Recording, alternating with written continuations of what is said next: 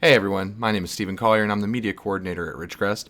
And after a week of as soon as possible deadlines, I'm back with more stories of what's going on in the church. During the coronavirus pandemic, many of Ridgecrest's ministries have had to find ways to still minister and be the church amidst these changing times. Among these especially affected has been our Ridgecrest Preschool ministry. Matt spoke with Hillary Johnson this week about how, in spite of these changes, Ridgecrest Preschool was able to host a special graduation to honor their kids. Today I'm with Hillary Johnson, who is our Director of Weekday Preschool here at Ridgecrest. Hillary, thanks for taking time out to join me today. And with the weekday preschool, much like our public school system, it requires some changes with COVID-19 and having to do some things. But I want you to take the opportunity just to kind of talk through the weekday preschool and what that ministry looks like and how it really impacts our community. Yes, so Ridgecrest Preschool started in the fall of 2016. It is a partial day preschool, and we have classes Monday through Friday for children who are 15 months to 4 years old. This is our first group that graduated this year that began with us in the fall of 2016. So when everything closed during spring break, we were closed too, and we haven't seen our kids since before spring break, before everybody went on vacation. And we just wanted to do something very special for our group that has been here since they were toddlers, for the ones that came along and joined us the last 3, 2, and then this past year. So we wanted to do something special that would make it memorable, and then their parents would enjoy too. Yeah, and I think what you're alluding to is a special graduation that you had for them last week. And while graduations across our country have been completely altered, this one was a little different than what you've done the past few years as well. But again, a key aspect of Ridgecrest is to serve others by impacting our community. And I think this is a great way you did that. So tell us a little bit about what that graduation looked like and how you're able to make it special in the midst of the coronavirus. Yes, so typically we get to see everybody graduate together. We have a special night where all parents and friends of our preschoolers come together, and we get to sing their favorite songs. We get to memorize and say our Bible verses, and present them their preschool certificates. Well, since we didn't get to this year, we wanted to still make it special. These kids have worked really hard over the year, learning just their academics, social skills, independent skills, getting them ready for kindergarten. So this year, we had the ability to do individual graduations, and each child got to come at a certain time to be presented with their certificates, to get a special award, and just to get time to celebrate their accomplishments over the last year and the last 4 years. Yeah, that's great. And I had the opportunity to be a part of it since our son Maverick was in that 4-year-old class this year. And of course, he was with the threes last year. And so it was a great experience for us. And, again, so many of the families that were involved in that are, some are involved with Ridgecrest, others are not, may be involved in other churches or not plugged into a church at all. And so I do appreciate you, making that work for those families and taking time out to make that graduation something special. Again, I don't know how much the preschoolers focus in on it, but I think it speaks volumes to the families who are able to come and share that special moment before sending their kids that next big step of kindergarten. So I do appreciate you. And, again, thank you for taking time out to kind of share that with us today. And also thank you for all you do in that weekday preschool ministry and how you continue to minister to those families, even in the midst of coronavirus. And Ridgecrest really appreciates what you do there. And I know our community appreciates what Ridgecrest Preschool does. And so thank you for that. And again, thanks for taking some time out today. Thanks. Awesome work, guys. If you're wondering why this video went up on a Thursday instead of a Wednesday like normal, well, aside from my terrible time management skills, you can thank Flynn, who decided to be a bad dog yesterday and turn the back porch into his very own mud canvas. My best guess is that he was trying to make a place to show off his favorite ball and stick. In his defense, though, it was a pretty good hole. No, don't do that. Okay, you're a good boy. Moving on, Stacy caught up with Katie Weeks last week to talk about her family's experience with life groups. This morning, I'm here with Katie Weeks. Katie, would you tell us a little bit about yourself? Yeah, sure. So my name's Katie, and my husband and I share. We have three kids, ages 7, 5, and 3, and we've been coming to Ridgecrest for about 3 years now. Good deal, good deal. As a church and a children's ministry, one of our desires is to partner with parents as they disciple their children. And like I mentioned, we're talking today about knowing God through relational discipleship. And at Ridgecrest, that means life groups. And we believe that being part of a life group is vital for each individual's spiritual development.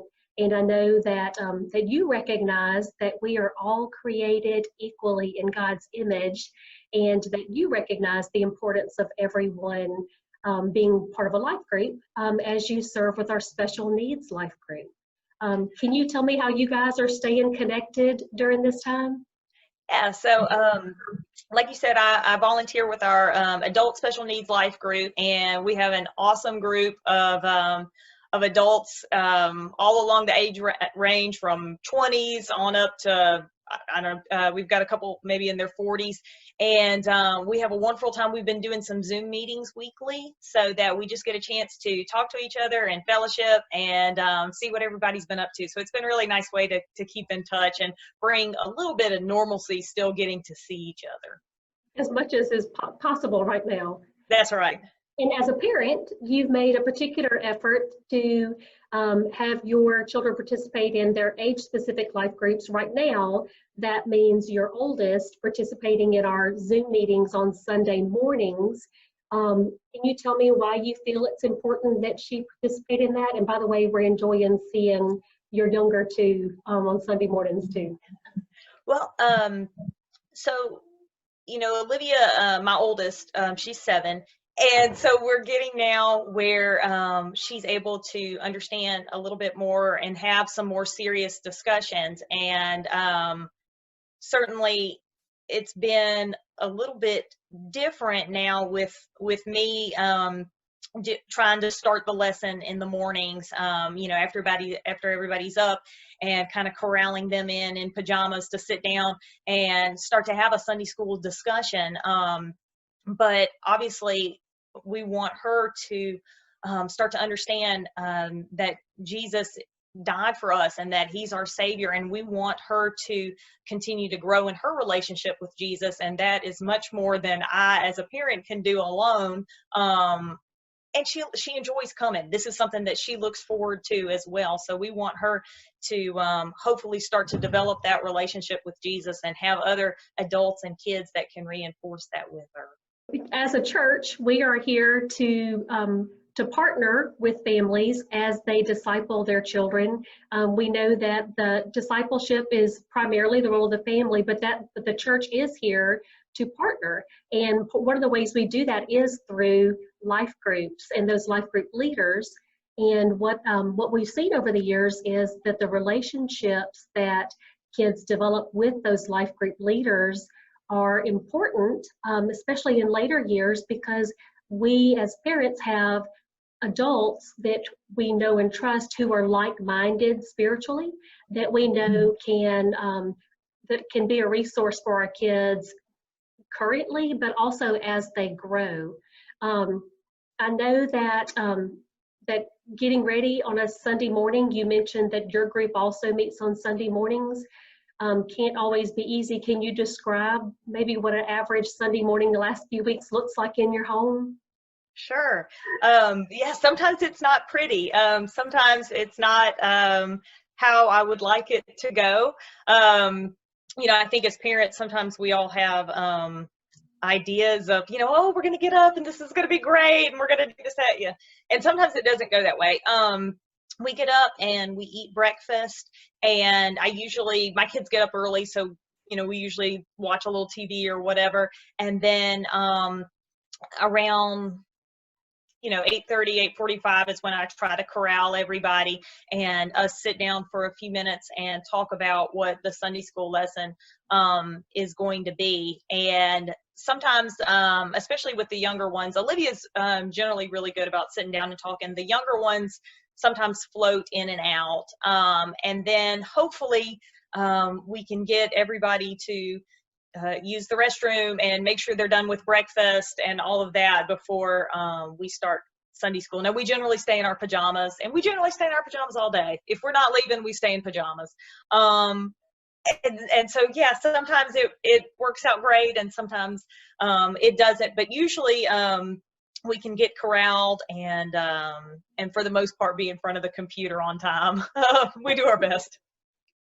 Y'all are doing really well. Thank you. Just as an encouragement to other parents, it doesn't have to be perfect. And you know what? Everybody's not always going to be in the best mood first thing on Sunday morning, just like a typical Sunday morning, and that's okay. We just work with what we have and roll with it. So it's not always easy, but let me just encourage you, because by going to those extra lengths to put the things in place for your children to be able to participate, you're actually fulfilling another part of our vision, which is to serve others by impacting your family. So just by making the effort to get them in front of the computer for that Zoom meeting, and when we do return to face-to-face meetings, getting them dressed and getting them here. And we all know that we can talk and tell our kids what's important, but our actions speak louder than words. And so I want to encourage you to continue with that, encourage other parents that doesn't have to be perfect every week, but the effort that we put in is seen by our children, and they recognize, they may not recognize it yet, but they will recognize it later. Well, thank you, Katie, so much for talking with me today. I appreciate your sharing specifically toward our vision, the ways that we can know God and encourage our kids to do that through relational discipleship, and as a side note, serving others by impacting our family. And I appreciate your efforts to do that, and I'm glad that you guys are part of Ridgecrest. Thank you. Thank you for letting us be a part. Thanks for sharing, Katie. I always enjoy hearing from the families at Ridgecrest. And just a quick reminder before I wrap up today, Ridgecrest is reopening for Sunday morning worship services starting June 7th. And while I hope that you're all as excited about that as I am, I also strongly encourage that you take the time to familiarize yourself with the precautions and guidelines that we will be implementing to ensure the safety of our community. Please check the description of this video for links to our reopening resources. As always, I hope you all have a great rest of your week. We'll see you online Sunday.